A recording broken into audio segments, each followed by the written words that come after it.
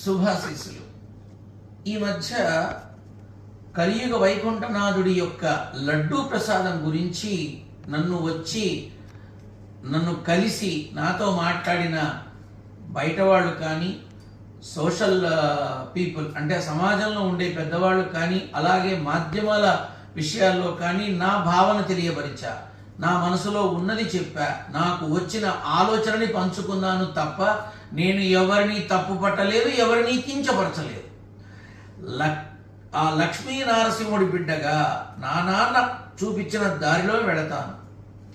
నాకు వచ్చిన సందేహాలని, అనుమానాలని వ్యక్తపరిచాను.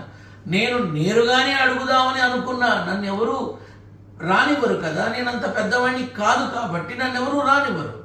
లేకపోతే నేను నేరుగా అయ్యా నా అభిప్రాయం ఇదని వాళ్ళనే అడిగేవాడిని. కాకపోతే నేనేదో ఒక వర్గానికి చెందినవాడిగా, ఒక పార్టీకి చెందినవాడిగా ఇలా రకరకాలుగా మాటలు వస్తున్నాయి. ఇబ్బంది లేదు, ఎవరి ఉద్దేశాలు వాళ్ళవి, ఎవరి అభిప్రాయాలు వాళ్ళవి. నా అభిప్రాయం అడిగారు, నేను చెప్పాను. నా ప్రశ్నలకి జవాబు ఈ రోజు దాకా లేదు, ఎవరు చెప్పే స్థితిలో కూడా లేరు, అది నాకు తెలుసు.